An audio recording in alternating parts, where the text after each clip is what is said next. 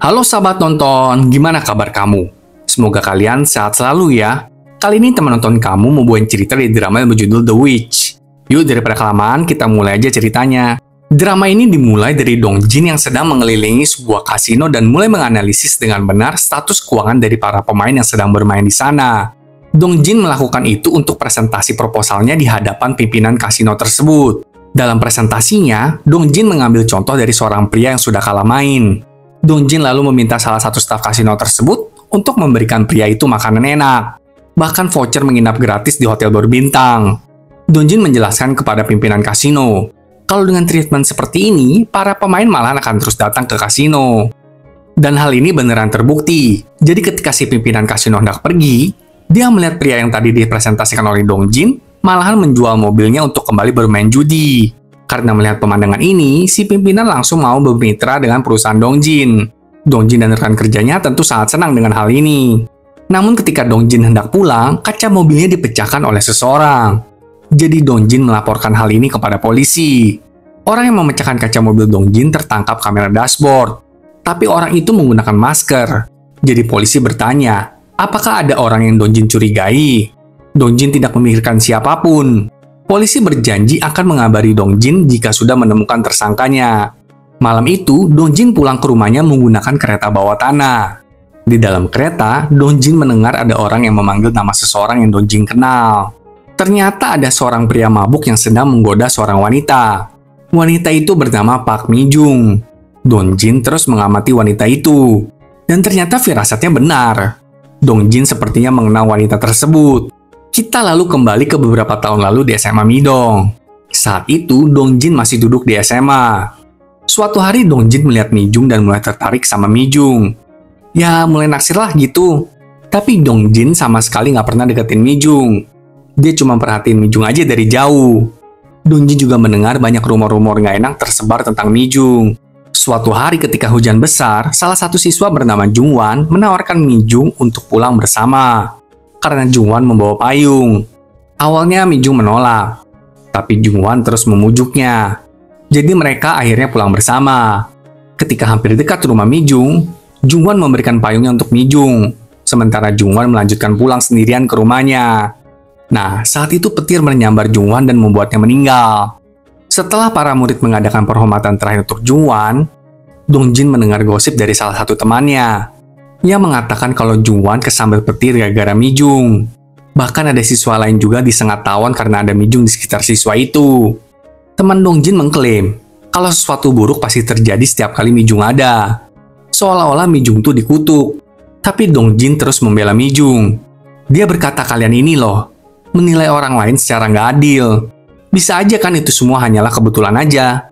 Beberapa waktu kemudian, SMA Midong melakukan karya wisata. Dong Jin tentu bersenang-senang dan berfoto bersama dengan teman-temannya. Ketika itu Dong Jin melihat Mi Jung duduk sendirian. Dan karena Dong Jin tertarik dengan Mi Jung, jadi dia memotret Mi Jung secara diam-diam. Lalu setelah beberapa waktu berlalu, kita melihat siswa lain pun meninggal. Itu terjadi di bulan Maret tahun ajaran baru. Saat Dong Jin memulai tahun ketiganya di SMA Midong. Dan siswa yang meninggal itu ada di kelas Dong Jin.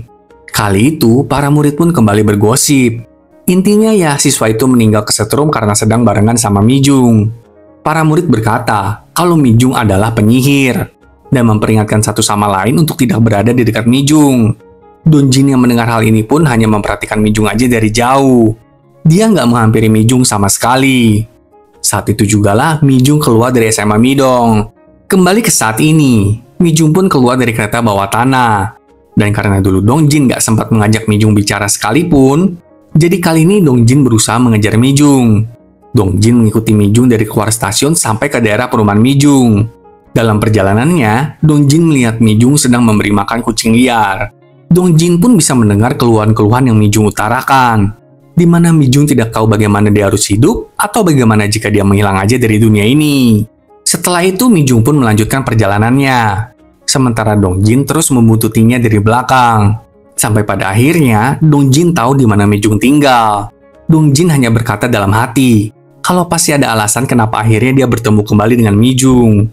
Keesokan harinya di kantor, Dong Jin yang masih penasaran tentang Mi Jung, akhirnya mencari di internet tentang pria mabuk yang menyatakan perasaannya kepada Mijung kemarin malam di kereta. Dongjin lalu menemukan video tersebut. Video itu memperlihatkan setelah Mijung keluar dari kereta, pria mabuk itu tiba-tiba merasakan kesakitan di dadanya dan pingsan. Hal ini tentu saja membuat Dongjin jadi tambah kepikiran kan? Malam harinya, Dongjin mengajak Junghyuk untuk minum. Junghyuk adalah teman Dongjin yang juga seorang detektif. Dengan putus asa, Dongjin bertanya, bagaimana jika ada seseorang yang dihantui kutukan mengerikan seumur hidup mereka?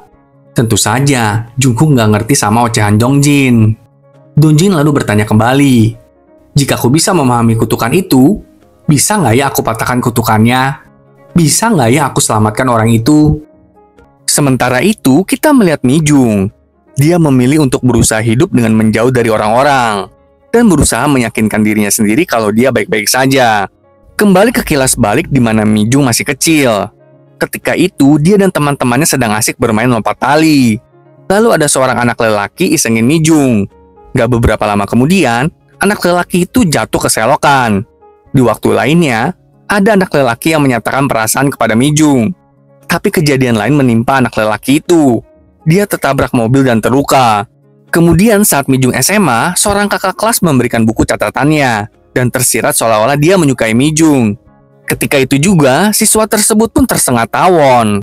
Di rumah, ayah Mijung menanyakan bagaimana Mijung di SMA Midong. Apa udah ada punya teman? Mijung hanya mengatakan kalau dia belum berteman dengan siapapun. Ayahnya meminta agar Mijung gak hanya fokus belajar, tapi juga bisa berteman. Persahabatan akan terjalin melalui proses dan waktu. Ayah Mijung juga memberikan Mijung uang sebagai hadiah ulang tahunnya. Ayahnya berharap Mijung bisa menggunakan uang itu untuk mentraktir teman-temannya. Lalu dari pembicaraan ayah anak ini, kita jadi mengetahui kalau ibu kandung Mijung sudah meninggal, tepat di hari Mijung lahir ke dunia ini.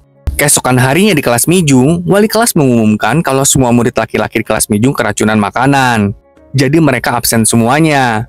Hal ini tentu membuat siswi-siswi di kelas Mijung mulai menyindir Mijung dengan ocehan-ocehan mereka. Kilas balik sewaktu Junghwan menganterin Mijung pulang.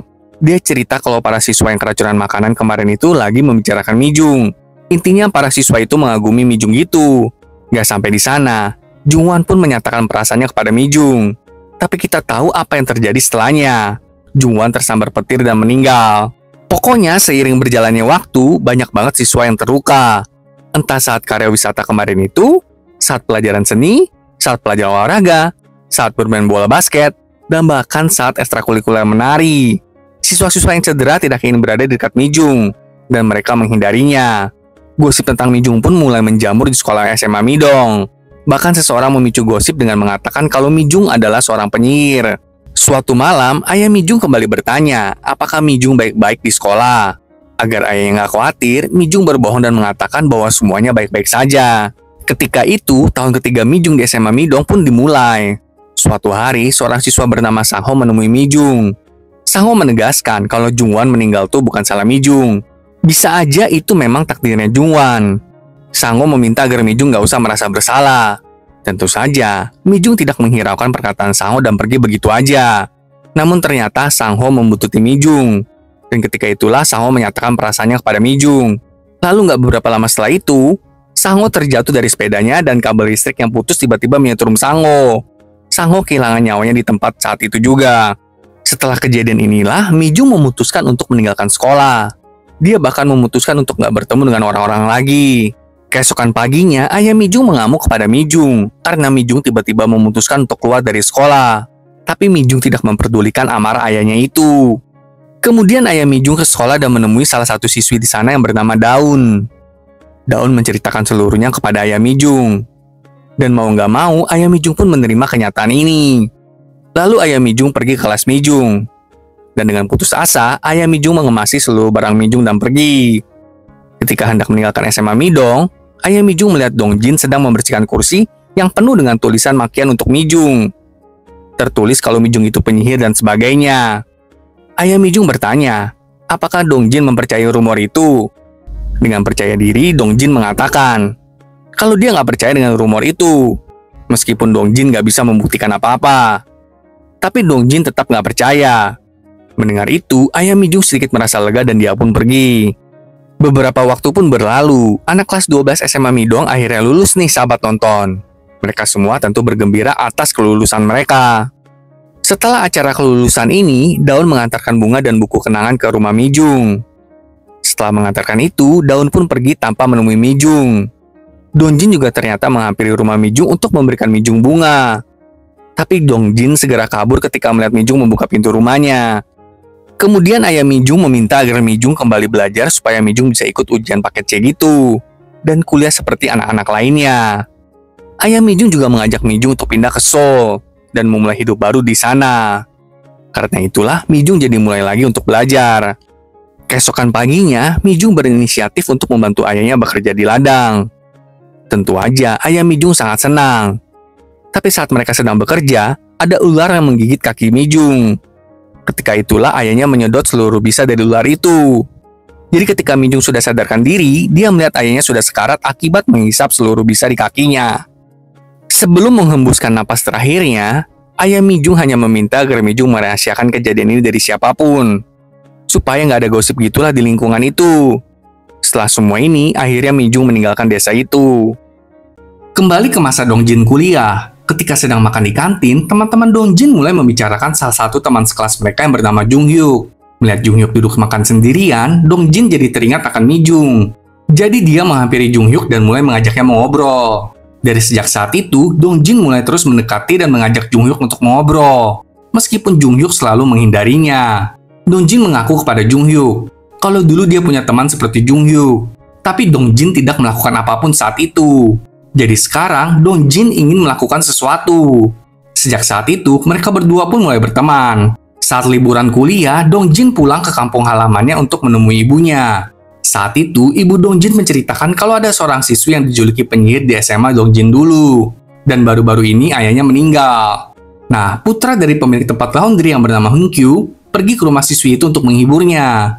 Tapi dalam perjalanan pulang, Hunkyu malahan bertemu dengan babi hutan dan dia diserang. Ibu Dongjin berkata, apa mungkin benar siswi itu adalah penyihir ya? Mendengar itu, Dongjin langsung marah dan mengatakan kalau siswi itu bukanlah penyihir. Semua yang terjadi hanyalah kebetulan aja. Ibu Dongjin juga mengatakan kalau sekarang mungkin siswi itu sudah pergi dari desa ini. Jadi beberapa bulan lalu, di desa diadakan rapat musyawarah untuk mengusir siswi tersebut dari desa ini. Dan mayoritas warga memilih untuk mengusir Mijung. Namun Dongjin tetap berlari pergi ke rumah Mijung. Dia berharap bisa menemukannya. Tapi ternyata Mijung sudah pergi dari rumahnya itu. Dongjin akhirnya terlambat lagi. Padahal dia ingin memberikan laporan statistik yang sudah dibuatnya tentang Mijung. Dongjin ingin menyampaikan bahwa melalui laporan statistik itu, Mijung bukanlah seorang penyihir. Dongjin pun menangis. Dia merasa cintanya hanyalah cinta yang bertepuk sebelah tangan aja. Kembali ke kampus, dosen statistik Dongjin meminta Dongjin menulis ulang laporan statistiknya. Karena laporan statistik Dongjin sebelumnya tuh kurang kredibel. Jadi dosennya meminta Dongjin untuk menjawab pertanyaan-pertanyaan yang dosen itu berikan. Setelah Dongjin mencari seluruh jawaban dari pertanyaan-pertanyaan itu, Dongjin akhirnya kembali ke satu kesimpulan. Apakah benar Mijung adalah penyihir? Karena frustasi akan hal itu, Dongjin duduk sendirian di tengah hujan di bangku taman universitas. Junghyuk melihat Dongjin dan menanyakan apa yang terjadi kepadanya. Dongjin sembari menangis mengatakan kalau pada akhirnya dia nggak bisa menemukan cara untuk membuktikan kalau Mijung bukanlah penyihir. Junghyuk yang melihat Dongjin hanya diam dan memayungi Dongjin. Setelah kejadian ini, waktu pun berlalu. Dan suatu hari, Dongjin menemui dosennya kembali. Dosennya mengenalkan Dongjin kepada Jungho. Dia adalah CEO dari perusahaan Sun Solution. Dari sanalah Dongjin bekerja untuk Jungho sebagai penambang data. Sementara Junghyuk, dia akhirnya berhasil menjadi seorang detektif. Suatu malam, ibu Dongjin memberitahu Dongjin kalau dia mengalami sakit yang cukup parah dan harus berkonsultasi dengan dokter di Seoul. Dengan segera, Dongjin membawa ibunya untuk dirawat di rumah sakit yang ada di Seoul. Saat ibu dan anak ini sedang berbicara berdua, ibu Dongjin meminta agar Dongjin menjual toko dan rumahnya yang ada di kampung halaman mereka.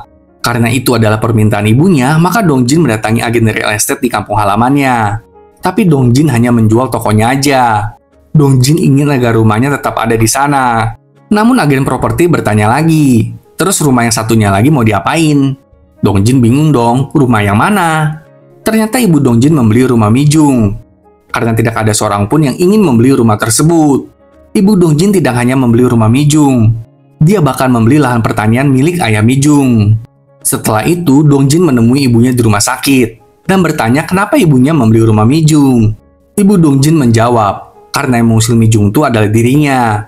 Kilas balik memperlihatkan, Ibu Dongjin diberitahu tentang rumor Mi-jung oleh ibu-ibu di desa. Setelah itu, Ibu Dongjin melihat kumpulan foto-foto milik Dongjin saat karya wisata. Dan ada beberapa foto Mi-jung di sana. Jadinya, Ibu Dongjin khawatir putranya menyukai Mi-jung dan akan menjadi korban selanjutnya. Jadi sewaktu pemungutan suara di balai desa, Ibu Dongjin tiba-tiba berdiri dan berkata, kalau mereka semua harus mengusir Mi-jung agar desa ini kembali aman. Langsunglah seluruh warga berbarengan mendatangi rumah Mi-jung, dan para ibu-ibu mulai mengolok-ngoloknya. Karena itu, Mi-jung berkata kalau dia akan pergi dari desa tersebut. Melihat Mi-jung, Ibu Dongjin jadi merasa sedih dan tidak tega. Dia lalu menyuruh semua warga untuk pulang. Di suatu subuh, Ibu Dongjin melihat Mi-jung membawa koper dan hendak menuju ke terminal. Ibu Dongjin lalu menawari Mi-jung tumpangan untuk ke terminal. Dalam perjalanan, Mi-jung menyatakan rasa terima kasihnya kepada Ibu Dongjin dan meminta maaf.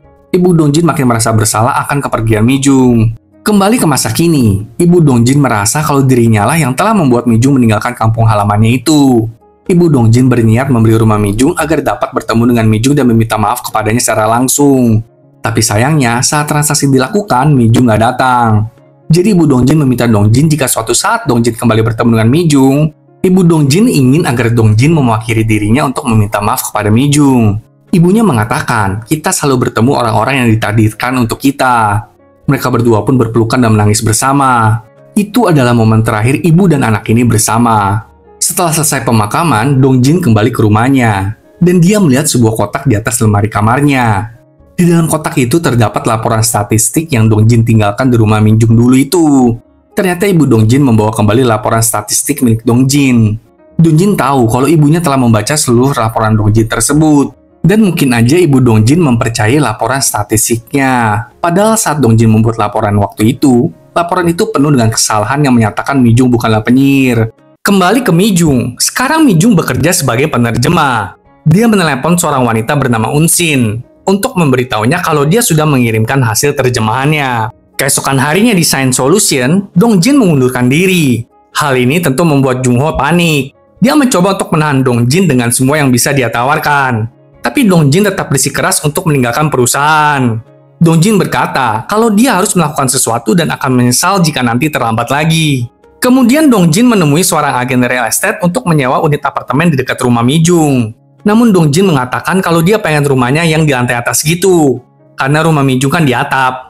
Agen real estate lalu memperkenalkan Dongjin kepada Sungmin. Dia adalah kasir tos serba. Intinya, Dongjin pengen tukeran unit lah sama Sungmin. Awalnya Sungmin menolak, tapi Dongjin pepet terus si Sungmin. Sembari ngasih makan lah, bantuin dia kerja lah. Sampai suatu hari Sungmin akhirnya setuju untuk tukeran unit apartemen dengan Dongjin.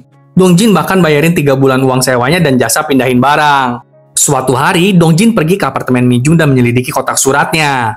Tepat pada waktu itu, Unshin sedang mendatangi rumah Mi-jung. Jadi dia tidak sengaja berpapasan dengan Dongjin. Unshin makan dan mengobrol bersama dengan Mi-jung. Mi-jung mengatakan kalau dia ingin berpergian ke luar negeri gitu. Mendengar itu, Unshin pun mendukungnya. Malam itu, Dongjin mendapatkan telepon dari kantor polisi. Detektif mengupdate kasus pemecahan kaca mobil Dongjin kemarin itu. Ternyata pelakunya bernama Pak Lee. Pak Lee sepertinya punya dendam pribadi dengan perusahaan Sun Solution tempat Dongjin bekerja.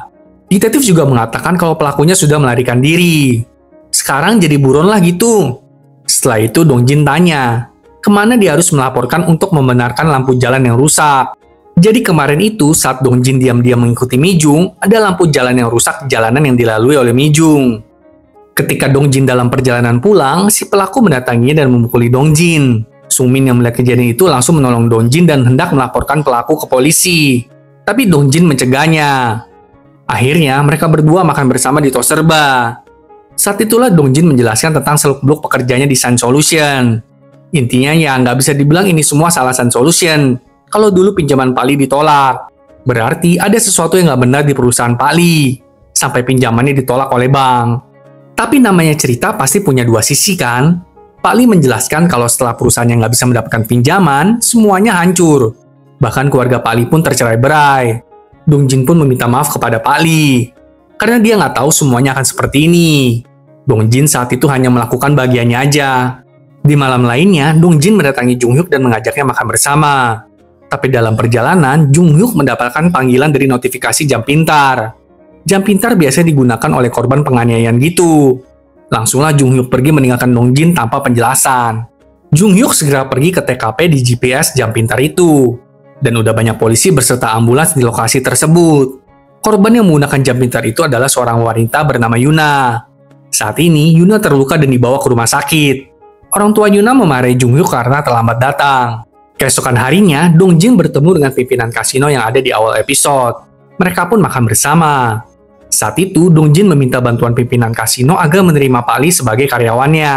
Dengan mudah, pimpinan pun mengabulkan keinginan Dong Jin. Di sisi lain, kita melihat Mi Jung yang terus bekerja keras. Saat itu, alarmnya berbunyi menunjukkan pukul 2.30 dini hari. Ternyata, di jam segitulah Mi Jung baru keluar dari rumahnya.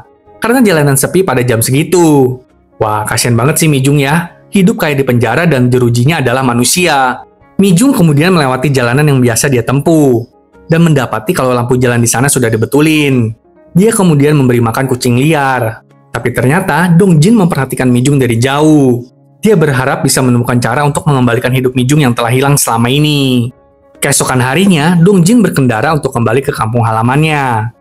Dia berharap bisa mengetahui sejarah apapun di lingkungan itu, sehingga dia bisa mematahkan kutukan Mi Jung. Dong Jin lalu pergi ke sekolahnya dan mendatangi gudang di mana banyak arsip sekolah tersimpan. Dong Jin akan meneliti dari sana untuk menemukan petunjuk. Ternyata sebelum ke sekolah lamanya, Dong Jin pergi menemui agen properti di daerahnya. Dia menyerahkan sejumlah uang karena bapak itu sudah berpatroli dan menjaga rumah Dong Jin. Meskipun begitu, si bapak menyarankan agar Dong Jin jual aja rumahnya. Karena sebagus apapun rumah, kalau nggak ada penghuninya ya hancur juga lama-lama.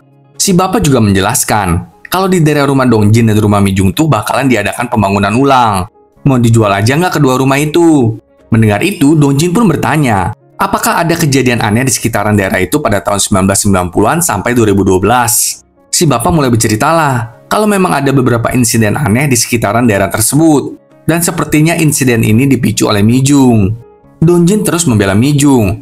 Tapi si bapak melanjutkan, memang bisa aja semua ini hanyalah kebetulan. Tapi kok setelah Mi Jung pergi dari kota ini, udah nggak ada kejadian aneh apapun yang terjadi. Kejadian aneh terakhir terjadi pada Hyun Kyu. Dia diserang babi hutan. Karena itulah Dong Jin menemui Hyun Kyu untuk menanyakan cerita lengkap di hari insiden terjadi. Hyun Kyu bersedia menceritakan kembali apa yang terjadi hari itu.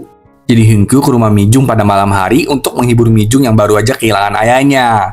Hyun Kyu membawakan roti untuk Mi Jung. Tapi karena Mi Jung tidak keluar dari rumahnya, Hyun Kyu hanya mengucapkan kata-kata penghiburan dari luar pintu dan akhirnya pun pulang. Namun dalam perjalanan pulang, Hyun Kyu bertemu dengan babi hutan. Karena ketakutan, Hyun Kyu melarikan diri dari sana. Hyun Kyu terheran-heran bahkan sampai sekarang. Kok bisa ada babi hutan di tengah-tengah kota gitu kan? Dong Jin menanggapi cerita Hyun Kyu dengan bertanya, apakah kamu juga menyukai Mi Jung? Dan menyatakan perasaanmu malam itu. Nah, menurut kesaksian Hyun Kyu, dia memang pernah menyukai Mi Jung. Tapi dia nggak sempat menyatakan perasaannya. Malam harinya, Dong Jin mengundang keempat teman SMA-nya ke rumahnya. Dong Jin dengan gamblang membahas Mi Jung. Hal ini membuat semua orang di sana merasa risih. Apalagi stigma Mi Jung tuh kuat banget. Di mana ada Mi Jung, pasti ada aja kejadian gak enak terjadi. Masalahnya, kejadian yang terjadi itu nggak bisa dijelaskan dengan logika. Tapi bukan berarti mereka membenci Mi Jung apa gimana. Ya, namanya manusia ya. Kadang butuh aja seseorang buat dijadikan kambing hitam. Harus ada yang salah lah intinya untuk kejadian yang gak enak. Dan kebetulan Mi Jung selalu ada di sekitaran kejadian itu berada. Salah satu teman bertanya, kenapa sih Dong Jin masih aja membahas Mi Jung? Dong Jin berkata kalau belum lama ini dia nggak sengaja melihat Mi Jung di kereta bawah tanah. Dan ketika Dong Jin lihat kehidupannya, Mi Jung hidup seperti orang terkutuk dan bersembunyi dari manusia. Dong Jin berkata, kita mungkin udah melupakan semua yang terjadi dulu. Tapi hal itu masih berlangsung bagi Mi Jung. Mendengar itu, salah satu teman menimpali. Tapi kejadian itu kan terjadi dulu banget. Kita nggak bisa memutar waktu juga. Dong Jin membenarkan hal tersebut. Maka karena itu, dia ingin agar teman-temannya bersama Dong Jin menolong Mi Jung agar bisa hidup normal kembali. Ibaratnya memberikan kesempatan kedua untuk Mi Jung lah gitu. Temannya pun bertanya, terus apa rencana Dong Jin sekarang? Dong Jin ingin agar mereka semua mengumpulkan data kejadian dan kecelakaan yang terjadi di sekitar Mi Jung. Mungkin dengan itu, Dong Jin bisa menemukan sebuah pola kecelakaan tersebut. Dong Jin berpikir, jika kita bisa memprediksi polanya, kita mungkin bisa mencegah kecelakaan malang yang akan terjadi. Karena itulah besok paginya Dongjin ke SMA Midong. Untung aja salah satu teman Dongjin yang bernama Daun bekerja di sekolah tersebut. Jadi Dongjin leluasa untuk mendapatkan semua data yang tersimpan di sekolah itu. Tentu aja banyak banget data yang tersimpan di dalam gudang sekolah. Namun perlahan tapi pasti Dongjin memeriksa satu persatu dan mengumpulkan data yang dia butuhkan. Karena semua datanya masih berupa tulisan, Dongjin mulai memindahkannya ke laptop dan menyusunnya agar lebih rapi. Dongjin mendapati kalau pada tahun 2009 dan tahun 2013 tidak ada kecelakaan apapun di SMA Midong. Pada tahun 2010, 14 orang mengalami kecelakaan, namun tidak ada yang meninggal. Tahun 2011, 19 orang mengalami kecelakaan dan 1 orang meninggal. Tahun 2012, 5 orang mengalami kecelakaan dan 1 orang meninggal. Dengan begitu, Dongjin menyimpulkan kalau kecelakaan terjadi terutama dari tahun 2010 hingga 2012. Saat Mijung masuk ke SMA Midong, Dongjin juga langsung membuat diagram di tembok tentang lokasi kejadian kecelakaan dan data dari para siswa yang mengalami kecelakaan tersebut. Keesokan paginya, salah satu teman Dongjin yang bernama Hoyong menginfokan kalau ada pria yang bernama Dohun, dia tinggal di daerah Mijung saat masih SD. Jadi Hoyong bertanya apa Dohun pernah mendengar tentang Mijung. Ternyata Dohun punya kisahnya sendiri. Akhirnya, Hoyong dan Dongjin menemui Dohun untuk menanyakan ceritanya. Dohun lalu bercerita kalau dia memang menyukai Mijung saat masih SD. Hari itu, Dohun menggoda Mijung. Jadi Dohun memotong karet yang Mijung gunakan untuk lompat tali. Tapi Dohun langsung jatuh ke lubang got dan mengalami cedera ringan. Berarti Dohun ini adalah teman sekampung Mijung. Dia menyukai Mijung namun tidak sempat menyatakan perasaannya. Setelah itu, Dongjin pergi sendirian untuk menemui korban lainnya. Dia adalah seorang pria yang bernama Hongmo. Hongmo bercerita, suatu malam dia mendatangi rumah Mijung dan memberikannya sebuket cupa-cup gitu. Namun saat Hongmo bersepeda pulang, dia tertabrak mobil. Hongmo bahkan gak menyangka dia bisa cedera begitu. Berarti Hongmo pernah menyukai Mijung saat masih SMP. Dia menemui Mijung selama 10 menit, lalu berakhir dirawat di rumah sakit selama 7 minggu. Kemudian Dongjin pergi menemui Jusung. Dia sekolah di SMA Midong juga. Jusung bercerita kalau hari itu adalah hari karya wisata sekolah. Diam-diam, Jusung menemui Mijung dan memberikannya minuman bersoda. Sebenarnya Jusung mencoba untuk menyatakan perasaannya pada Mijung. Namun Mijung segera pergi meninggalkannya. Lalu pergelangan kaki Jusung patah dan butuh perawatan medis selama 10 minggu. Pokoknya hari itu, Dongjin menghabiskan waktunya untuk menginterogasi satu persatu korban kecelakaan yang masih bisa dihubungi. Ada yang bercerita kalau dia terluka saat sedang olahraga lompat pasir. Ada yang bercerita kalau dia terluka akibat menabrak tiang saat bermain basket. Ada juga yang bercerita kalau dia terluka saat pelajaran seni rupa. Bahkan ada yang bercerita kalau dia terluka saat sedang menari. Akhirnya nih, berdasarkan data yang Dongjin teliti berhari-hari, Dongjin menemukan pola yang sama. Mulai dari ruang, waktu, nama, percakapan, dan ekspresi. Kesimpulan dari penelitian Dongjin ada 5. Pertama, berada di ruangan yang sama dengannya berbahaya. Kedua, melakukan percakapan dengannya berbahaya. Ketiga, berkenalan dengannya berbahaya. Keempat, mengakui perasaan kepadanya berbahaya. Kelima, jika melanggar keempat hal tersebut akan menyebabkan kehilangan nyawa. Malam itu, Daun mendatangi Dongjin ke rumahnya. Dia melihat diagram dan penelitian yang Dongjin lakukan berhari-hari ini. Daun lalu bercerita kalau setelah Mijung keluar dari sekolah, Daun merasa bersalah kepada Mijung. Jadi dulu saat mereka SMA, Daun melihat salah satu siswa yang dia sukai bernama Ikjong menyatakan perasaannya kepada Mijung. Karena itulah Daun sangat cemburu dan membenci Mijung. Daun bahkan mulai menyebarkan rumor kalau Mijung adalah seorang penyihir. Daun lalu meminta tolong kepada Dongjin. Jika suatu hari Dongjin bertemu dengan Mijung, sampaikan permintaan maaf Daun kepada Mijung. Namun Dongjin berharap agar suatu hari Daun siap untuk meminta maaf sendiri kepada Mijung. Daun juga berkata kalau Ikjong tuh satu universitas yang sama dengan Mijung. Jadi keesokan harinya, Dongjin menemui Ikjong untuk mendapatkan pernyataannya. Gimana gitu saat Mijung kuliah dulu. Tapi sayangnya, Ikjong berkata kalau Mijung nggak menyelesaikan kuliahnya dan keluar begitu aja. Malam harinya, Dongjin kembali ke Seoul dan menemui Hyunchol. Dia ini adalah pria yang menyatakan perasaannya kepada Mijung di dalam kereta bawah tanah dulu itu loh. Jadi Hyunchol tuh staf di bioskop. Dia ketemu Mijung karena Mijung selalu nonton bioskop di tengah malam dan nonton sendirian. Dari sanalah Hyunchol mulai menaruh hati kepada Mijung. Dia bahkan tinggal di tempat yang sama dengan Mijung untuk waktu yang lama. Dia juga banyak bicara dengan Mijung. Bahkan Hyunchol menyatakan perasaannya kepada Mijung. Tapi ternyata Mijung nggak tahu nama asli Hyunchol. Karena di bioskop itu semua staf menggunakan nama panggilan yang unik. Dongjin lalu berpikir, Hyunchol nggak kehilangan nyawanya mungkin karena Mijung nggak tahu nama asli Hyunchol. Maka karena itu, Dongjin mengubah hipotesa nomor 3-nya. Dari berkenalan dengan yang berbahaya menjadi jika dia tahu namamu, itu berbahaya. Setelah itu, Dongjin mengukur jarak dari jendela di rumahnya ke atap rumah Mijung. Jaraknya adalah 8 meter. Nah, sesuai dengan pikiran Dongjin, sepertinya jarak aman dengan Mijung tuh harus minimal 10 meter. Tapi karena sekarang Mijung berada di dalam kamarnya, seharusnya aman sih jarak mereka. Namun tiba-tiba Mijung keluar dari kamarnya. Kemudian berdiri di dekat atap rumahnya. Yang artinya jaraknya dengan Dongjin jadi kurang dari 10 meter. Pada saat itu, meteran yang tadi Dongjin pakai tiba-tiba berputar sendiri dan melukai leher Dongjin. Segeralah Dongjin mundur beberapa langkah. Dan langsung mengubah hipotesa pertamanya. Dari berada di ruangan yang sama dengan yang berbahaya, menjadi berada dalam radius 10 meter dengannya berbahaya.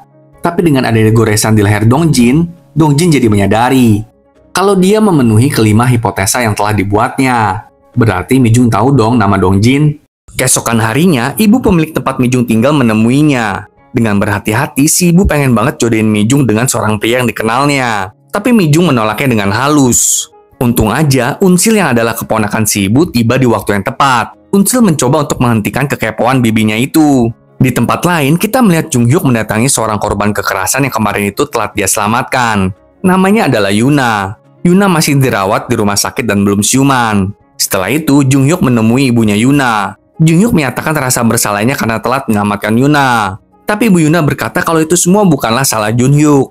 Dan dari percakapan mereka, sepertinya orang yang melakukan kekerasan kepada Yuna tuh belum juga berhasil ditangkap. Kemudian di kantor polisi, Jung Hyuk mendapatkan info kalau timnya sudah berhasil mendapatkan data tersangka kekerasan terhadap Yuna. Namanya adalah Myonggi. Dengan segera, tim polisi memasukkan Myonggi ke daftar buron. Sementara itu, Unsil menemui atasannya. Ternyata hari itu atasannya mau pensiun dan kembali ke kampung halamannya. Atasannya juga mengatakan kalau tadi seseorang ingin bertemu dengan Unsil di kafe seberang. Dan sebelum atasannya pergi, atasannya ternyata sudah menyetujui program yang Unsil ajukan. Tentu saja, ini membuat Unsil terharu. Dia nggak menyangka program yang dia pikir tidak akan disetujui, ternyata atasannya telah membantu mewujudkannya. Setelah itu, Unsil menemui Dongjin di kafe seberang. Dongjin memperkenalkan dirinya, kemudian menanyakan soal Mijung. Dongjin menjelaskan apa yang sedang dia teliti sekarang ini. Namun setelah mendengar itu, Unsil menjadi sangat kesal. Unsil menganggap kalau Dongjin adalah seorang penguntit. Tapi Dongjin dengan tenang kembali melanjutkan penjelasannya. Dia mengatakan kalau dia tahu Unsil itu dari Ikjong. Karena Mijung, Ikjong dan Unsil kan satu universitas dan satu jurusan. Dongjin menjelaskan kalau dirinya, Ikjong dan Mijung itu dulunya satu SMA. Dongjin lalu menunjukkan data yang telah dianalisis tentang kejadian kecelakaan di sekitar Mijung kepada Unsil. Dengan perlahan, Unsil membaca seluruh data tersebut dan membaca 5 kesimpulan akhir dari laporan itu. Setelah membaca ini, Unsil bertanya kenapa Dongjin melakukan ini semua. Dongjin berkata kalau hanya ingin mengembalikan kehidupan yang normal untuk Mijung.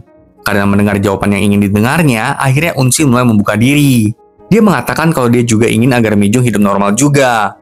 Tapi sepertinya dia nggak bisa membantu Mijung. Dan berharap kalau Dongjin lah orang yang akhirnya bisa membantu Mijung. Unsil bertanya, jadi apa yang bisa aku bantu? Dongjin hanya ingin agar Unsil menceritakan semua tentang Mijung. Jadi kita kembali ke kilas balik saat Mijung dan Unsil masih kuliah. Ketika itu, Unsil ketua BEM dan dia kakak kelas Mijung. Setelah Unsil selesai berpidato, Unsil memperhatikan Mijung. Mijung tuh selalu berpakaian gelap agar tidak menonjol. Tapi entah mengapa, auranya tuh selalu menarik perhatian kaum jantan. Unsil juga menegaskan kalau Mijung tuh menarik perhatiannya. Kayak seolah-olah mereka sudah kenal lama. Unsil lalu melanjutkan ceritanya. Setelah beberapa waktu berlalu, seorang mahasiswa bernama Yundong mengajak Mijung untuk nonton bioskop bersama. Mijung langsung menolak ajakannya dan pergi. Tapi Yundong mengejar Mijung lalu berakhir jatuh dari tangga. Nah, ketika Unsil dan tim BEM-nya sedang rapat bersama, Unsil tanya ke Yundong, "Kaki Yundong kenapa kok digips gitu?" Teman Yundong langsunglah bocor dengan berkata, kalau semua ini karena Mijung. Dengan segera, teman-teman lain di rapat itu juga membuka mulut mereka. Intinya banyak kejadian kecelakaan di kampus mereka terjadi karena Mijung. Dan semua korbannya adalah pria yang menyukai Mijung. Meskipun begitu, Unsil menolak untuk mempercayai desas-desus rumor tersebut. Nah, suatu hari Unsil mencoba mendekati Mijung dan mengajaknya untuk ngobrol sebentar gitu. Saat itu, Unsil melihat ke atas. Ternyata ada dosen mereka yang sedang memandangi Mijung dari jendela kelas. Dosen itu memang naksir sama Mijung. Dan pernah hampir aja menyatakan perasaannya. Gak beberapa lama kemudian, batu bata di jendela kelas patah. Jadi dosen tersebut pun terjatuh ke bawah. Melihat itu, Unsil langsung memeluk Mijung.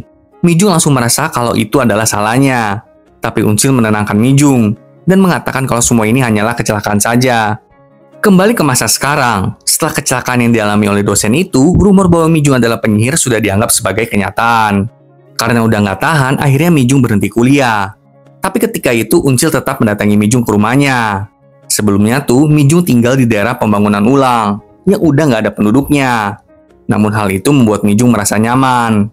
Uncil bertanya kenapa Mijung berhenti kuliah. Mijung menjawab kalau dia tidak ingin Uncil mengasihaninya. Tapi Uncil berkata kalau dia bukan kasihan, hanya mengkhawatirkan Mijung aja. Sebelum pergi, Uncil memberikan nomor ponselnya kepada Mijung. Nah, setelah beberapa bulan berlalu, Mijung akhirnya menelpon Uncil. Dengan segera, Uncil mendatangi Mijung ke rumahnya. Ternyata rumah Mijung tuh dimasuki orang gitulah. Tapi saat ini orang itu sudah kabur. Uncil memarahi Mijung karena tinggal di daerah begituan. Mijung menjelaskan itu semua karena Mijung gak punya pilihan. Dan ini adalah caranya Mijung bisa tetap bertahan hidup. Mendengar itu, Uncil langsung memeluk Mijung, dan mereka pun pergi dari rumah tersebut. Uncil lalu mengajak Mijung ke rumah bibinya, dan di atap rumah itulah Mijung akhirnya menyewa tempat tinggal untuk dirinya sendiri. Kembali lagi ke masa sekarang, Uncil dan Dongjin mendatangi kampusnya dulu, lalu mulai menanyai dua korban Mijung saat itu. Dari percakapan mereka, sepertinya berbicara dengan Mijung tuh nggak boleh lebih dari 10 menit. Setelah mencatat semuanya, Uncil bertanya, tapi ini kan semua kejadian sudah lama ya? Emang para korban masih ingat betul kejadian sebenarnya? Soalnya kalau ternyata ceritanya salah, kan kesimpulan penyelidikan juga bisa salah gitu. Dongjin lalu berkata, hanya ada satu cara untuk menguji kesimpulan dari penyelidikannya, yaitu mengujinya sendiri. Nah, tapi masalahnya kalau diuji, ya Dongjin bisa membahayakan nyawanya sendiri. Kemudian suatu hari, Dongjin melihat ada kurir dari swalayan mengantarkan pesanan ke rumah Mijung, dan itu selalu diantar di hari Selasa. Jadi Dongjin mencoba untuk mendatangi swalayan itu, dan ternyata swalayan itu sedang membutuhkan kurir. Segeralah Dongjin melamar untuk bekerja sebagai kurir. Namun setelah melihat kualifikasi Dongjin, pemilik swalayan bingung bagaimana membayar Dongjin. Tapi Dongjin menegaskan kalau dia hanya bisa bekerja di hari Selasa aja. Mendengar itu, pemilik swalayan pun bersedia memperkerjakan Dongjin. Hari Selasa pun tiba, di mana Dongjin harus mengantarkan pesanan kepada Mijung. Ketika itu, dari mikrofon bel pintu, Mijung meminta agar Dongjin menaruh pesanannya di tangga aja. Tapi Dongjin berkata kalau Mijung harus menandatangani konfirmasi pesanannya. Jadinya mau nggak mau, Mijung turun ke bawah untuk menemui Dongjin. Wah, setelah sekian lama, akhirnya mereka bertemu juga. Meskipun Dongjin menggunakan helm untuk menutupi sebagian wajahnya. Sebelum Mijung turun menemui Dongjin sudah mengatur timer di jam tangannya. Karena menurut kesimpulan penyelidikan yang Dongjin lakukan, para pria nggak boleh melewati batas 10 menit untuk berinteraksi dengan Mijung. Kemudian Mijung turun untuk membukakan gerbang pintu bagi Dongjin. Tapi tanpa aba-aba, Dongjin langsung menyelonong naik ke atas untuk menaruh pesanan Mijung. Dongjin juga membantu Mijung mengecek semua barang tersebut sesuai dengan pesanan Mijung. Lalu Mijung membayar Dongjin secara tunai dan menandatangani konfirmasi pemesanannya. Sebelum Dongjin pergi dari sana, Mijung menyatakan rasa terima kasih kepada Dongjin karena pelayanannya. Dongjin segera berlari keluar dari apartemen Mijung dan mendapati kalau tadi dia berinteraksi dengan Mijung selama 8 menitan. Dan benar aja, nggak ada hal apapun yang terjadi kepada Dongjin. Bahkan di hari-hari berikutnya pun Dongjin aman-aman aja. Karena itulah selama beberapa hari, Dongjin mulai menguji kesimpulannya. Apakah dirinya masih nggak apa-apa berada di dekat Mijung selama 10 menit? Jadi Dongjin masuk ke apartemen Mijung, lalu menaiki tangga, kemudian berdiri di batas pagar menuju ke rumah Mijung. Dan hasilnya aman-aman aja tuh. Selanjutnya, Dongjin ngetes lagi nih. Kali ini, Dongjin ingin berada di dekat Mijung lebih dari 10 menit. Seperti biasa, Dongjin mulai menaiki tangga dan berhenti sampai ke batas pagar menuju ke rumah Mijung. Setelah lebih dari 10 menit lewat 14 detikan, Dongjin mulai berjalan keluar dari apartemen Mijung. Tapi di tengah perjalanannya, Dongjin terjatuh di tangga apartemen. Hal ini menyebabkan kaki Dongjin terluka. Setelah kejadian ini, Dongjin mengkonfirmasi kesimpulan nomor satunya. Kalau waktu untuk berada di dekat Mijung itu memang tidak boleh lebih dari 10 menit. Di hari Selasa lainnya, Mijung kembali memesan barang dari swalayan. Dan Dongjin yang mengantarkan pesanan tersebut. Seperti sebelumnya, Dongjin mengecek pesanan tersebut. Dan kali ini, Mijung membantu Dongjin untuk mengecek pesanannya. Tapi ketika Mijung hendak membayar dengan kartu, Dongjin tidak membawa alat bayarnya. Karena itulah Mijung masuk kembali ke rumahnya untuk mengambil uang tunai. Hal ini tentu aja membuat Dongjin gelisah. Karena jam sudah menunjukkan 8 menit dia berada di dekat Mijung. Untung aja, sebelum 10 menit, Mijung sudah keluar untuk membayar Dongjin. Dengan terburu-buru, Dongjin menuruni tangga apartemen. Tapi saat Dongjin sudah tiba di luar, tiba-tiba sebuah palang copot dan mengenai Dongjin. Saat dirawat di rumah sakit, Dongjin bertanya-tanya apa yang salah kali ini. Karena sepertinya kemarin dia nggak sampai 10 menit berada di dekat Mijung, yang harusnya aman-aman aja. Dongjin jadi bertanya-tanya, apakah pembicaraan dengan Mijung juga harus dibatasi? Di hari Selasa selanjutnya, Mijung kembali memesan bahan pangan dari swalayan. Sebelum turun ke bawah, Mijung sudah mempersiapkan sebotol minuman untuk Dongjin. Tapi Mijung langsung kecewa karena ternyata bukan Dongjin yang mengantarkan pesanannya itu. Setelah beberapa hari berlalu, Dongjin sudah merasa baikan nih. Tapi kali ini dia memakai baju perang untuk melindungi dirinya, mulai dari ujung kepala sampai ke ujung kaki. Akhirnya, hari Selasa pun tiba kembali. Dongjin kembali mengantarkan pesanan Mijung. Kali ini, Dongjin mulai menghitung berapa banyak dialog yang dia dan Mijung lakukan. Tapi hitungan Dongjin teralihkan karena Mijung menanyakan tentang tangan Dongjin yang terluka. Mijung tanya apakah Dongjin terluka setelah kemarin itu mengantarkan pesanan Mijung. Dongjin menenangkan Mijung dengan membohonginya kalau dia terluka saat sedang berolahraga. Setelah itu, Dongjin pun kembali mengendarai motornya untuk kembali ke swalayan. Tapi dia langsung mengalami kecelakaan. Hal ini mengkonfirmasi kesimpulan kedua Dongjin, di mana melakukan percakapan lebih dari 10 dialog dengan Mijung itu berbahaya. Tentu saja, kali ini Dongjin masuk lagi ke rumah sakit untuk mendapatkan perawatan. Makin lengkap deh itu perban di badannya. Kali ini, Unsil menjenguk Dongjin. Unsil dengan khawatir menanyakan apakah Dongjin baik-baik aja. Dongjin hanya tersenyum sembari memberitahu Unsil kalau ada beberapa kesimpulan yang sudah terkonfirmasi. Unsil yang melihat keadaan Dongjin memperingatkan Dongjin untuk berhenti saja sampai di sini. Tapi sepertinya Dongjin yang nggak mau begitu aja berhenti. Setelah beberapa waktu berlalu, Dongjin akhirnya udah sepenuhnya sembuh. Saat di rumah, Dongjin melihat Mijung dari jendela rumahnya. Mijung sedang bersiap pergi untuk berjalan-jalan dengan bus. Memang beberapa hari sekali, Mijung suka menaiki bus seharian untuk melihat-lihat kota. Dan kali ini, Dongjin diam-diam mengikuti Mijung dari jauh. Dongjin bahkan menaiki bus yang sama dengan Mijung, tapi duduk jauh dari Mijung. Mijung di paling depan, sedangkan Dongjin memilih untuk duduk di paling belakang. Jaraknya dengan Mijung kurang lebih 11 meter, dan seharusnya itu aman. Ketika malam tiba, seorang nenek menaiki bus tersebut. Dan karena bus dalam kondisi penuh, Mijung menawari kursinya kepada nenek itu. Dengan begitu, Mijung harus berdiri. Dan dia berdiri dengan jarak kurang lebih 5 meter dari Dongjin. Langsunglah Dongjin menyetel timer di jam tangannya. Dongjin juga bertekad untuk turun di perhentian selanjutnya. Tapi namanya juga hidup kan ya, nggak selalu sesuai dengan pesanan. Karena jalur yang bus itu lalui terjebak macet dong. Mana di sana kan nggak bisa main turun seenak jidat dari kendaraan umum gitu. Harus tunggu di perhentian berikutnya. Makin gelisah lah Dongjin dong. Udah gitu jam terus berjalan. Dan hari itu hujan. Petir menyambar ke sana kemari. Buat panik deh pokoknya. Mesti begitu, Dongjin menyemangati dirinya sendiri untuk tetap tenang. Dia mulai meneliti semua hal di dalam bus tersebut. Menurut pengamatannya, tidak ada yang berbahaya di dalam bus itu. Tapi masalahnya, di samping bus itu ada sebuah truk yang mengangkut banyak besi. Terus ada besi runcing mengarah ke bus dong. Aduh, si Dongjin makin ketakutan dah pokoknya. Karena nggak bisa berpikir lagi, Dongjin segera keluar dari dalam bus itu melalui jendela bus. Orang-orang di dalam bus tentu mencegah Dongjin. Tapi Dongjin berhasil melompat keluar bus dari jendela. Namun topi yang dipakai Dongjin terlepas. Alhasil, Mijung dari dalam bus mengenali Dongjin. Mijung lalu membuka jendela bus tersebut dan memanggil Dongjin. Dongjin makin kebingungan dia harus berbuat apa. Mana hujan dan petir terus menyambar ke sana kemari. Dongjin kemudian duduk di atas jembatan Sungai Han. Sembari berpikir kalau berbahaya berada di dekat air saat badai petir. Tapi belum pernah ada kejadian petir menyambar Sungai Han di tengah musim dingin. Jadi Dongjin memutuskan untuk melompat ke Sungai Han dong. Sekarang kita melihat bagaimana Mijung bisa mengingat Dongjin. Jadi ketika dulu sewaktu SMA, Mijung memperhatikan bahwa hanya Dongjin yang turut berduka saat salah satu teman mereka meninggal.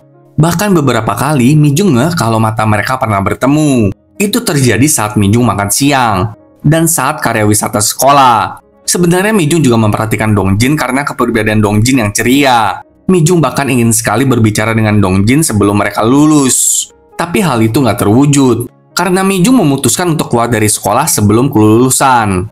Kembali ke saat ini, Mijung kaget melihat Dongjin di depan matanya. Mijung bertanya-tanya kenapa Dongjin ada di dalam bus ini. Tapi di saat itu juga, Dongjin nekat menjatuhkan dirinya ke Sungai Han. Untungnya, ambulans datang dengan cepat untuk menolong Dongjin. Hal ini juga diperhatikan oleh Mijung dari atas jembatan Sungai Han. Di sisi lain, Unsil ditelepon oleh tim SAR yang meminta Unsil untuk sekarang juga datang ke rumah sakit karena sesuatu terjadi pada Dongjin. Dengan panik, Unsil segera mendatangi rumah sakit. Di rumah sakit, Junghyuk menjenguk Dongjin. Kabar baiknya, Dongjin sudah siuman. Junghyuk tentu bingung dengan tindakan Dongjin yang tiba-tiba aja nyebur ke dalam sungai Han. Mau olahraga ekstrim atau gimana dah ya? Dengan tertawa, Dongjin berkata kalau dia hanya ingin membuktikan datanya aja. Dongjin meminta Junghyuk untuk tidak mengkhawatirkan Dongjin dan meyakinkan Junghyuk kalau dirinya baik-baik saja. Pada saat yang sama, Unsil juga tiba di sana. Karena itulah Junghyuk pun pergi. Unsil langsung memarahi Dongjin karena telah berbuat senekat ini. Tapi lagi dan lagi, Dongjin meminta agar Unsil membantunya kali ini. Dongjin ingin menguji variabel terakhir. Dan hanya dari mulut Mijung aja Dongjin bisa tahu jawabannya. Jadi keesokan harinya, Unsil menjemput Mijung dengan mobil dan mengajak Mijung untuk berpergian bersama. Saat udah tiba di tempat wisata, Mijung dan Unsil mengobrol bersama. Sebelum itu, secara diam-diam Unsil menelepon Dongjin agar Dongjin bisa mendengar percakapan mereka. Unsil lalu memulai aksinya dengan bertanya kepada Mijung, Mijung, kan banyak nih pria yang menyukaimu, tapi adakah pria yang kamu sukai? Mijung menjawab, ada seorang pria yang dia sukai. Dia adalah kakak kelas di gerejanya dulu. Ternyata pria yang Mijung sukai adalah Ik-jong dong. Ya ampun. Mijung kemudian mengaku kalau dia rajin ke gereja sebenarnya hanya untuk bertemu dengan Ik-jong. Lalu suatu hari di sebuah apotek, Mijung tidak sengaja mendengar percakapan antara seorang apoteker dengan Ik-jong. Dari percakapan mereka, Mijung akhirnya tahu kalau Ik-jong tuh menderita epilepsi. Namun suatu hari, Ik-jong menghampiri Mijung untuk meminjamkan Mijung buku catatannya. Di saat itulah Ik-jong mengalami insiden seperti yang terjadi pada pria lainnya yang mendekati Mijung. Saat malam hari, sebenarnya Mijung mendatangi rumah Ik-jong untuk memberikannya obat epilepsi. Tapi Mijung nggak berani untuk menemuinya. Jadinya Mijung pulang kembali. Dan nggak beberapa lama setelah itu, Ik-jong pindah ke Seoul. Nah, saat Mijung kuliah di universitas di Seoul, dia bertemu kembali dengan Ik-jong. Ik-jong memberikannya selamat karena Mijung berhasil masuk ke universitas tersebut. Mijung berkata kalau semua ini berkat buku catatan dari Ik-jong waktu itu. Tapi Ik-jong nggak ingat tentang buku catatan itu. Saat Mijung menyadari kalau Ik-jong tidak ingat telah memberikannya buku catatan, Mijung pun melupakan rasa sukanya kepada Ik-jong. Mendengar keseluruhan cerita ini, Unsil jadi kesal. Karena Ik-jong lah yang menyebarkan rumor buruk tentang Mijung di universitasnya dulu itu. Sampai akhirnya Mijung tidak melanjutkan kuliah. Kemudian Unsil menanyakan beberapa pertanyaan yang berhubungan dengan kesimpulan penelitian Dongjin. Setelah Mijung menjawab semuanya, Dongjin dan Unsil menyadari kalau Ik-jong melakukan semua kesimpulan tersebut. Tapi kenapa Ik-jong tidak meninggal? Keesokan harinya, Dongjin kembali mendatangi Ik-jong ke kantornya. Dongjin lalu bertanya ke Ik-jong, kenapa dulu Ik-jong berbohong kalau dia disengat lebah? Padahal dulu itu, Ik-jong terjatuh pingsan karena epilepsinya kambuh. Tapi Ik-jong membela diri dan berkata, loh, saya nggak pernah bilang gitu kok. Saat dulu saya sudah siuman, orang-orang yang bilang kalau saya disengat lebah. Ya, saya juga nggak mengkoreksi hal tersebut lah. Ik-jong sebenarnya menyadari kalau Mijung tahu penyakitnya. Ik-jong malu dengan keadaannya, makanya dia nggak pernah memberitahu siapapun. Tapi Ik-jong bersyukur karena Mijung menutupi hal tersebut saat epilepsi Ik-jong kambuh di depan umum. Ik-jong juga berkata kalau dia nggak pernah menyuruh Mijung untuk berbohong seperti itu kok. Mendengar hal ini tentu membuat Dongjin emosi. Dongjin bertanya, lah, terus kenapa kamu bersikap seolah-olah itu terjadi karena Mijung? Kamu loh mengorbankan orang lain, hanya untuk menutupi kondisi penyakitmu aja. Bahkan kamu yang menyebarkan rumor kalau Mijung adalah penyihir saat di universitas dulu itu. Kamu nggak tahu ya betapa Mijung terluka karena hal itu? Dongjin lalu memperlihatkan buku catatan yang dulu Ik-jong pinjamkan kepada Mijung. Dongjin mendapatkan buku catatan itu karena Dongjin pernah melihat Mijung membuangnya. Jadi Dongjin mengambilnya kemarin itu. Ternyata di belakang buku catatan itu ada puisi dan pernyataan suka Ik-jong untuk Mijung. Jadi Ik-jong tuh sebenarnya melanggar kelima kesimpulan penelitian Dongjin. Tapi Ik-jong nggak kehilangan nyawanya karena Mijung menyukai Ik-jong. Hal ini sangat membuat Dongjin dongkol. Karena Dongjin merasa Ik-jong nggak pantas mendapatkan pengecualian seperti ini. Kemudian Dongjin dengan putus asa kembali ke rumahnya. Dia merasa sangat frustasi dengan semuanya. Tapi Dongjin akhirnya menyadari dengan pasti kalau hanya orang yang Mijung sukailah yang bisa melanggar semua kesimpulan tersebut. Di hari-hari berikutnya, kita melihat Dongjin dengan sekuat tenaga melatih fisiknya.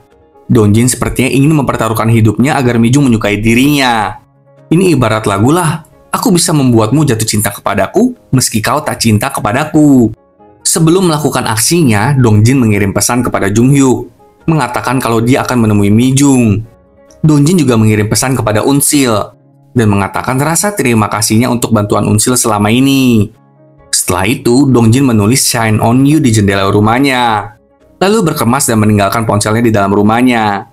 Dongjin lalu membawa kopernya dan mendatangi apartemen Mi-jung. Dia menyetel timer di jam tangannya. Dongjin pergi menghampiri Mi-jung ke rumah atapnya. Di sana, sembari menghitung jumlah percakapan di antara mereka, Dongjin mengakui kalau dia adalah kurir swalayan yang kemarin itu. Dongjin juga mengeluarkan sebuah kotak, mengatakan kalau itu adalah pemberian dari teman-teman di kampung halaman mereka. Sebelum pergi, Dongjin meminta agar Mi-jung menjalani hidupnya seperti orang normal lainnya. Setelah mengatakan banyak hal yang lebih dari 10 percakapan, Dongjin meninggalkan apartemen Mi-jung. Tapi sebuah truk tiba-tiba datang mengarah kepada Dongjin. Setelah Dongjin pergi, Mi-jung melihat kotak pemberian Dongjin. Di dalam kotak itu ada sebuah USB yang isinya foto-foto rumah Mi-jung di kampung halamannya dulu. Mi-jung sangat senang melihat rumahnya dulu, meskipun hanya dari foto aja. Di USB itu juga ada sebuah video. Itu adalah video dari Daun. Daun mengaku kalau dia nggak berani ngomong ini secara langsung di depan Mi-jung. Makanya, dia buat video ini. Daun mengatakan berkat informasi dari Dongjin, Daun merasa lega mengetahui Mi-jung dalam keadaan baik. Daun juga mengaku kalau dialah yang menyebarkan rumor Mi-jung adalah penyihir di SMA. Dan Daun merasa sangat bersalah. Dia meminta maaf kepada Mi-jung dengan sepenuh hati. Daun juga berharap Mi-jung sekarang bisa hidup dengan baik dan bahagia. Setelah menonton video itu, Mi-jung merasa perasaannya bercampur aduk. Dan dia pun menangis. Di tempat lain, Junghyuk dan timnya berhasil menemukan tempat di mana pelaku kekerasan terhadap Yuna berada. Si pelaku yang bernama Myonggi sempat melarikan diri. Junghyuk dan rekannya berusaha begitu keras untuk menangkap si pelaku. Setelah beberapa lama kejar-kejaran, Myonggi pun sempat menyerang rekan Junghyuk. Tapi untung aja Junghyuk datang tepat waktu. Junghyuk langsung menghajar Myonggi sampai babak belur sebelum membawanya ke kantor polisi. Itu karena Myonggi sama sekali tidak menunjukkan penyesalan dan malahan meledek korban. Keesokan harinya, Junghyuk diomelin oleh atasannya karena Junghyuk telah melakukan kekerasan yang berlebihan kepada Myonggi. Dan sepertinya Junghyuk akan menerima sanksi akibat perbuatannya itu. Malam harinya, Junghyuk muncul kembali di rumah sakit tempat Yuna dirawat. Ibu Yuna yang melihat Junghyuk langsung tahu kalau Junghyuk sudah menangkap Myonggi.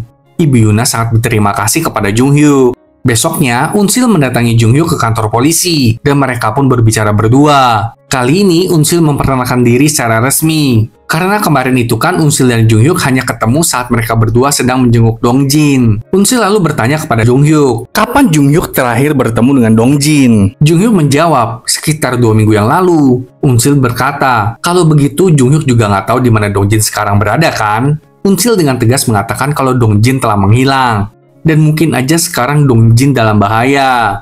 Atau kemungkinan terburuknya, Dongjin sudah kehilangan nyawanya. Tentu aja Junghyuk nggak langsung percaya. Jadi dia mencoba menelepon Dongjin. Junghyuk mengatakan kalau ponsel Dongjin masih aktif. Seharusnya Dongjin dalam keadaan baik-baik aja. Dongjin nggak angkat telepon, mungkin aja karena dia sedang sibuk. Mendengar pernyataan Junghyuk, Unsil jadi kesal dan dia pun pergi. Tapi karena kepikiran juga, Junghyuk akhirnya mengunjungi kantor kerja Dongjin yang dulu dan bertemu dengan Jungho. Jungho berkata kalau Dongjin sudah keluar dari Sun Solution 5 bulan yang lalu. Tapi Junghyuk baru mengetahuinya sekarang, karena Junghyuk juga sibuk banget dalam pekerjaannya. Untungnya Jungho mengetahui alamat tempat tinggal Dongjin yang baru. Junghyuk pun langsung bergegas pergi menuju alamat tersebut. Dan dia bertemu dengan si agen properti yang waktu itu. Junghyuk meminta si agen untuk membuka pintu unit Dongjin. Setelah Junghyuk masuk ke dalam, dia melihat kalau rumah itu benar-benar dibersihkan dengan baik. Si agen lalu memberitahu Junghyuk kalau sebelumnya Dongjin tuh pengen banget tinggal di unit ini. Sampai Dongjin tukeran unit sama seorang kasir toserba. Junghyuk lalu menemui si kasir toserba untuk menanyakan kebenarannya. Si kasir menjawab ya, dia hanya tahu sebatas itu aja. Tujuannya untuk apa, si kasir pun nggak tahu. Setelah itu Junghyuk mendatangi swalayan, tempat Dongjin kerja part-time untuk mengantar pesanan ke rumah Mi-jung. Pemilik swalayan mengatakan kalau Dongjin hanya bekerja di hari Selasa. Dan setiap minggunya, pemilik swalayan melihat Dongjin babak belur penuh luka gitu. Seolah-olah Dongjin ini preman yang sering berkelahi dengan orang lain. Karena tidak ada clue apapun, Junghyuk kembali ke rumah Dongjin dan menyalakan komputernya. untuk memeriksa apakah ada sesuatu yang bisa dijadikan petunjuk. Tapi sayangnya, Jung Hyuk tidak menemukan apapun. Tapi tiba-tiba ponsel Dong Jin berbunyi, dan Jung Hyuk pun mengangkatnya. Ternyata itu adalah panggilan telepon dari Unsil yang sangat mengkhawatirkan Dong Jin. Tapi Unsil segera mengetahui kalau yang mengangkat teleponnya bukanlah Dong Jin melainkan Jung Hyuk. Jung Hyuk lalu menyuruh agar Unsil menjelaskan semuanya sekarang. Jung Hyuk akhirnya bertemu dengan Unsil. Jung Hyuk memberikan Unsil buku-buku dari rak buku di rumah Dong Jin. Ternyata Dong Jin menandai setiap buku tersebut. Dan buku-buku yang ditandai Dong Jin semuanya diterjemahkan oleh satu orang, yaitu Mi Jung. Dan yang membuat Jung Hyuk makin bingung adalah Mi Jung juga bekerja sama dengan Unsil untuk menerjemahkan program acara TV Unsil. Dengan curiga, Jung Hyuk bertanya kepada Unsil, bagaimana Unsil bisa mengenal Dong Jin. Jung Hyuk juga bertanya siapa sebenarnya Mi Jung. Unsil hanya bertanya, apakah Jung Hyuk percaya kalau penyihir itu benaran ada di dunia ini? Mendengar itu, Jung Hyuk langsung ingat dengan perkataan Dong Jin kemarin dulu itu. Dong Jin juga menanyakan hal yang sama seperti Unsil. Unsil lalu berkata, kalau dia tahu kenapa Dong Jin ngekeh banget pindah ke unit yang Dong Jin sekarang tinggal itu. Setelah itu, Unsil dan Jung Hyuk pergi bersama ke rumah Dong Jin. Dari jendela kamar Dong Jin, Unsil mengatakan kalau rumah di seberang sana adalah rumah Mi Jung. Tapi saat Jung Hyuk mencoba mematikan lampu di kamar Dong Jin, mereka melihat ada tulisan di jendela kamar Dong Jin. Tulisannya berbunyi Shine on You. Karena hal ini, Jung Hyuk kembali menyalakan komputer Dong Jin. Dan dari riwayat pencarian di internet, Dong Jin terakhir kali membuka situs blognya sendiri. Dia menulis kalau laporan statistik pertama tidak gagal. Jung Hyuk jadi berpikir kalau mungkin aja Dong Jin mengunggah sesuatu di blognya itu. Tapi untuk mengetahuinya, mereka harus menemukan username dan password. Untuk username, Jung Hyuk mencoba dengan Shine on You. Tapi untuk password, Jung Hyuk dan Unsil tentu kebingungan. Namun Jung Hyuk kembali membaca tulisan Dong Jin di blognya itu, yang tertulis laporan statistik pertama tidak gagal. Karena itulah, Jung Hyuk mencoba mencari laporan tersebut di rak buku Dong Jin. Setelah Jung Hyuk menemukannya, Jung Hyuk mencoba memasukkan passwordnya dengan nomor kartu mahasiswa Dong Jin yang tertera di laporan itu.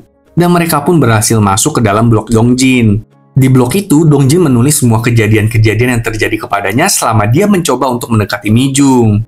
Unsil dan Jung Hyuk pun jadi mengerti sekarang. Mereka juga melihat lemari pakaian Dong Jin, yang terdapat baju perang Dong Jin selama dia menjadi kurir. Jung Hyuk lalu bertanya ke Unsil, apakah Unsil percaya dengan klaim Dong Jin, di mana Mi Jung adalah seorang penyihir? Unsil bilang dia nggak mau percaya gitu-gituan. Tapi gimana kan, ini udah diuji sendiri sama Dong Jin. Karena itulah Jung Hyuk berencana untuk mendatangi Mi Jung dan menanyainya sendiri. Tapi Unsil melarangnya, karena Mi Jung juga selama ini udah hidup kesulitan. Mi Jung banyak terluka oleh orang-orang di sekitarnya. Kalau sampai Mi Jung tahu Dong Jin menghilang karena dirinya, entah apa yang akan dilakukan oleh Mi Jung. Dia pasti akan merasa sangat bersalah. Mendengar itu, Jung Hyuk langsung menelepon rekannya. Intinya, Jung Hyuk melaporkan Dong Jin telah menghilang. Dan Jung Hyuk juga meminta agar rekannya menyelidiki setiap jasad tidak dikenal terbaru, apalagi di usia 20-30 tahunan. Di saat tengah malam, Unsil pun tertidur, dan Jung Hyuk menyelimutinya. Tapi tiba-tiba, alarm di ponsel Dong Jin berbunyi. Jung Hyuk lalu melihat ke rumah Mi Jung, di mana Mi Jung bersiap untuk pergi keluar. Melihat itu, Jung Hyuk pun bergegas pergi untuk mengikuti Mi Jung dari belakang. Jung Hyuk lalu melihat Mi Jung memberi makan kepada kucing liar. Dengan perlahan, Jung Hyuk mendatangi Mi Jung dan mengajaknya untuk berbicara. Jung Hyuk juga memperkenalkan dirinya yang adalah seorang polisi. Jung Hyuk lalu meminta agar Mi Jung berdialog beberapa lama bersama dengan dirinya. Ternyata, Jung Hyuk ingin menguji hipotesis penelitian Dong Jin. Meskipun Mi Jung merasa aneh, mereka berdua pun akhirnya berbicara beberapa hal mengenai kucing liar tersebut. Sebelum pergi, Jung Hyuk berkata, aku mempercayainya, bahwa orang-orang akan kehilangan nyawanya jika mereka mendekatimu. Aku yang paling tahu apa artinya. Sementara itu, Unsil sudah terbangun dari tidurnya, dan dia melihat komputer Dong Jin. Di komputer itu ada sebuah file yang berjudul Data Kecelakaan dan Insiden Terkait Jung Hyuk. Karena penasaran, Unsil pun membuka file tersebut. Ternyata di dalam file itu, tertulis data-data tentang para wanita yang berada di sekitar Jung Hyuk, dan bagaimana mereka semua mengalami kecelakaan. Intinya, Jung Hyuk ini sama seperti Mi Jung, tapi versi cowoknya lagi tuh. Bahkan Dong Jin juga menulis tentang Yuna. Menurut Dong Jin, hubungan Yuna dan Jung Hyuk lebih dari sekedar detektif dan korban. Mungkin sepertinya Yuna menyukai Jung Hyuk. Dan sebagai hukumannya, Yuna diserang oleh penguntitnya, yang membuat Yuna harus dirawat selama 2 bulan di rumah sakit. Bahkan sampai sekarang, Yuna masih belum sadarkan diri. Sementara itu, Junhyuk masih berada di jalanan. Dia sedang menguji hipotesis Dongjin. Dan benar aja, sebuah sepeda motor hendak menabrak Junhyuk. Tapi untungnya, sepeda motor itu tidak mengenai Junhyuk, karena Junhyuk tidak menyukai Mijung. Dengan ini, Junhyuk jadi percaya ke-5 hipotesis yang Dongjin kerjakan, bahwa semuanya akurat. Setelah itu, Unsil keluar dari apartemen Dongjin, dan dia bertemu dengan Junhyuk di seberang jalan. Unsil berkata, kalau dia tahu kenapa Dongjin meninggalkan semua petunjuk ini untuk Junhyuk. Unsil bertanya, Junhyuk juga tahu kan kenapa? Kita lalu melihat bahwa jarak antara Unsil dan Junhyuk ada di 10 meter. Kemudian keesokan harinya, Junhyuk menemui Yuna ke rumah sakit tempat Yuna dirawat. Junhyuk meminta maaf kepada Yuna karena telat datang waktu itu, yang menyebabkan Yuna terluka seperti ini. Namun Yuna mengklaim kalau itu bukanlah salah Junhyuk. Yuna juga melihat tangan Junhyuk yang sedang menghitung jumlah dialog mereka. Yuna lalu memberitahu Junhyuk kalau kemarin itu Dongjin sempat menjenguk Yuna. Dongjin memberitahu beberapa hal tentang Junhyuk dan juga aturan dari hipotesis Dongjin. Yuna menyadari kalau dirinya tidak termasuk dalam hipotesis tersebut. Maksudnya, Yuna sadar kalau dia hanya cinta sendiri aja kepada Junhyuk. Jadi Yuna meminta agar Junhyuk tidak perlu merasa bersalah. Kemudian Junhyuk menemui Mijung ke rumahnya. Mijung tahu kalau Junhyuk adalah polisi yang dia temui kemarin malam. Kali ini, Junhyuk mengaku kalau dia adalah teman Dongjin. Junhyuk juga memberikan laporan statistik pertama Dongjin kepada Mijung. Setelah mendapatkan laporan itu, Mijung secara perlahan membacanya lembar demi lembar. Seperti yang kita tahu, laporan pertama yang dibuat Dongjin menyatakan kalau Mijung bukanlah penyihir. Tidak ada kaitan antara kejadian kecelakaan di kampung halaman mereka dengan Mijung. Junhyuk yang ada di samping Mijung juga mengatakan kalau menurut laporan pertama Dongjin itu, semua kejadian kecelakaan hanyalah kebetulan aja, dan bukanlah disebabkan oleh Mijung. Tapi Mijung tetap berpikir kalau semua kecelakaan yang terjadi di sekitarnya sepertinya bukanlah kebetulan semata. Mendengar itu, Junhyuk setuju. Junhyuk mengklaim kalau laporan pertama Dongjin penuh dengan kesalahan. Junhyuk percaya kalau Mijung adalah penyihir. Junhyuk lalu mengatakan kalau sekarang Dongjin menghilang. Jadi Junhyuk ingin agar Mijung menceritakan dengan rinci apa yang terjadi di hari Dongjin mendatangi Mijung kemarin itu. Kita kembali ke hari tersebut. Di atap rumah Mijung, Dongjin dan Mijung akhirnya bertemu dan berbicara. Dongjin berkata kalau dia udah berolahraga agar fisiknya menjadi lebih kuat untuk bisa berbicara dengan Mijung. Tapi Mijung melarang Dongjin mengatakan apapun. Dongjin mengatakan kalau kejadian-kejadian gak enak itu bukanlah disebabkan oleh Mijung.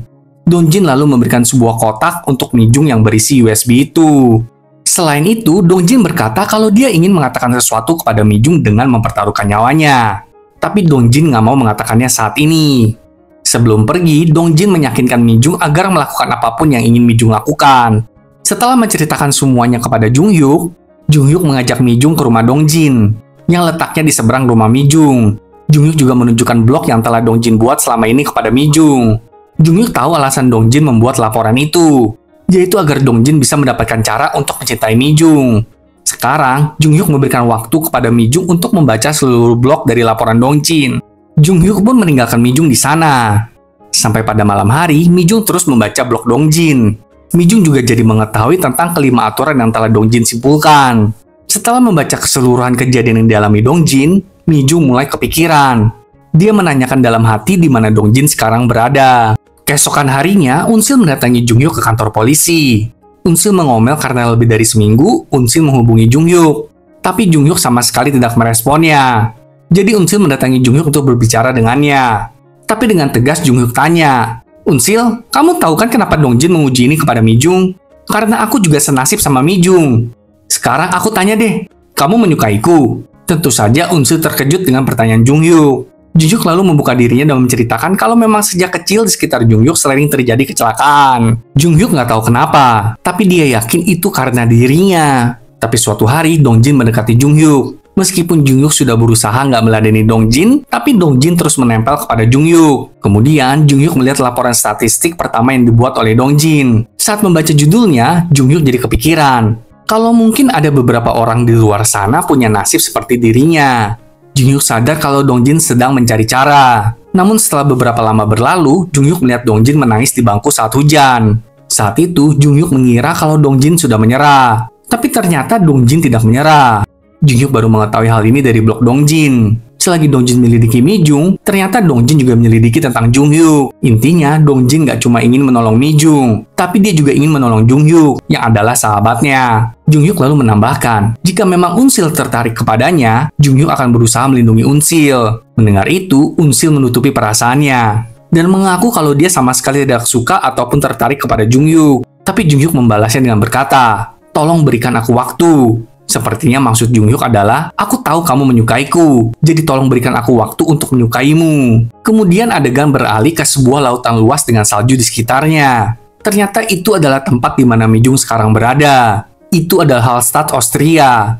Tempat yang sangat ingin Mi-jung kunjungi. Dengan sebuah koper, Mi-jung berjalan-jalan di daerah tersebut. Mi-jung lalu menikmati secangkir teh di hotel tempat dia akan menginap. Kembali ke Korea. Dalam perjalanan, Unsil menelepon Jung-hyuk dan menanyakan kenapa Dong-jin pergi jauh dari Korea. Jung-hyuk mengetahui hal ini karena Jung-hyuk dan rekan polisinya telah melacak keberadaan Dong-jin. Jung-hyuk mengklaim itu karena Dong-jin ingin memberikan waktu kepada Mi-jung agar Mi-jung bisa membuka dirinya kepada Dong-jin. Mungkin dengan cara berjauhan, Mi-jung jadi bisa kepikiran tentang Dong-jin dan mulai bisa sedikit demi sedikit menyukai Dong-jin. Dong-jin sangat berharap Mi-jung akan membalas cintanya. Sekarang kita melihat Dong-jin. Dia ternyata juga sedang berada di Austria. Dong-jin terlihat dalam keadaan baik-baik saja. Dong-jin lalu menemui Mi-jung dan mereka pun berbicara. Dari percakapan mereka, sepertinya Mi-jung memanggil Dong-jin ke sana. Mi-jung juga berterima kasih atas foto-foto rumahnya di USB kemarin itu. Pada kesempatan ini, Dong-jin menyampaikan permintaan maaf dari ibunya kepada Mi-jung. Tapi Mi-jung berkata, kalau ibu Dong-jin tidak perlu meminta maaf, karena ibu Dong-jin sudah sangat baik kepada Mi-jung. Dong-jin juga mengatakan selamat kepada Mi-jung, karena Mi-jung telah melakukan apa yang dia ingin lakukan. Mi-jung mengklaim, kalau bukan karena Dong-jin, Mi-jung mungkin sampai sekarang nggak berani melakukan perjalanan ini. Jadi Mi-jung berterima kasih kepada Dong-jin, karena Dong-jin telah memberikannya harapan. Ketika itu, Dong-jin melihat jam tangannya, yang udah menunjukkan lebih dari 10 menit mereka bersama. Dong-jin bertanya, apakah dia akan baik-baik saja sekarang? Mi-jung menyarankan agar mereka kembali berbicara. Dan ketika Mi-jung hendak memberikan ponsel Dong-jin yang tertinggal di Korea, Dong-jin menyatakan perasaannya kepada Mi-jung. Dong-jin mengatakan kalau dia mencintai Mi-jung. Lalu tiba-tiba awan gelap pun menyelimuti mereka. Petir juga mulai menyambar ke sana kemari. Tapi Dong-jin tidak goyah. Dia malahan terus mengatakan kalau dirinya mencintai Mi-jung. Saat petir terus menyambar, Dong-jin menegaskan kalau itu hanyalah perasaannya aja. Intinya, Dong-jin gak kepengen Mi-jung merasa tertekan dengan harus menjawab iya untuk perasaan Dong-jin. Setelah mengatakan itu, Dong-jin pun pergi. Tapi Mi-jung menghentikannya. Mi-jung mengakui saat berpergian, Mi-jung sesekali memikirkan Dong-jin. Mi-jung juga mengkhawatirkan Dong-jin. Dia nggak kepengen Dong-jin makin terluka. Mi-jung lalu menambahkan, dia juga telah melakukan penelitiannya sendiri. Semua pria yang telah menyatakan cinta kepada Mi-jung selalu pergi menjauh dari Mi-jung. Tidak ada satu orang pun yang tetap berada di sisinya. Jadi setelah menyatakan cintanya, para pria itu pergi begitu aja. Nah, saat itulah para pria tersebut mengalami kecelakaan dan bahkan kehilangan nyawa mereka. Jadi sekarang, Mi-jung ingin agar Dong-jin selalu berada di sisinya. Mi-jung lalu mengatakan kalau dirinya juga mencintai Dong-jin. Seketika itu juga langit kembali terang dong. Dengan ini, Dong-jin pun segera menghampiri Mi-jung. Mereka berdua pun saling berpelukan dengan penuh perasaan yang tercampur aduk. Keduanya menangis dengan penuh haru. Balik lagi ke Korea. Unsil ternyata dari tadi menunggu Jung-hyuk. Unsil mengatakan kalau dia nggak mau berbicara berjauhan gini dengan Jung-hyuk. Unsil mengambil langkah untuk mendekat kepada Jung-hyuk. Tapi Jung-hyuk terus menjauh. Jung-hyuk berkata kalau dia butuh waktu. Karena dia juga nggak tahu perasaan apa yang sedang dialami sekarang ini. Ini adalah perasaan yang pertama kali Jung-hyuk rasakan dalam hidupnya. Mendengar itu, Unsil berkata kalau Jung-hyuk bodoh. Karena itulah Unsil naik ke bus dan berkata dia sendiri yang akan mengujinya. Bahkan sebelum bus itu pergi, Unsil menyatakan perasaannya kepada Jung-hyuk. Ketika bus itu sudah pergi, Jung-hyuk jadi panik dong. Dan saat itu Jung-hyuk baru mendapat pesan dari Dong-jin yang mengatakan kalau jangan pernah meninggalkan orang yang telah menyatakan perasaannya kepadamu. Makin paniklah Jung-hyuk. Jung-hyuk segera menelepon Unsil dan menyuruh Unsil untuk turun di perhentian selanjutnya apapun yang terjadi. Jung-hyuk juga segera berlari sekuat tenaga untuk mengejar bus tersebut. Unsil yang melihat Jung-hyuk berlari ke arahnya langsung meminta supir bus untuk berhenti sekarang juga. Untung aja, busnya bisa berhenti di tengah jalan. Segeralah Unsil turun dari bus dan berlari ke arah Jung-hyuk. Mereka berdua pun akhirnya bertemu. Kita juga melihat nih, ada mobil yang hampir menabrak mereka. Tapi akhirnya mobil itu melewati mereka begitu aja. Jung-hyuk lalu menghampiri Unsil dan memintanya untuk jangan pernah meninggalkan dirinya. Min-sil berjanji kalau dia tidak akan meninggalkan Jung-hyuk. Kembali ke Austria, Mi-jung bertanya apakah beneran mereka nggak akan kenapa-napa. Mi-jung sangat gelisah akan hal ini. Tapi Dongjin menenangkan Mi-jung dengan berkata, semua orang juga seperti itu, kita aja yang agak berbeda. Mereka berdua pun berpegangan tangan sembari terus berjalan. Drama ini berakhir di sini, sahabat nonton. Apakah jika kita mendapatkan sesuatu yang kita inginkan dengan bersusah payah, kita akan menjaganya dengan lebih baik? Terkadang tanpa sadar, hal yang terkesan mudah kita dapatkan malahan paling kita sia-siakan. Terima kasih sudah nonton bareng teman nonton kamu ya. Sampai jumpa di drama lainnya, sahabat nonton.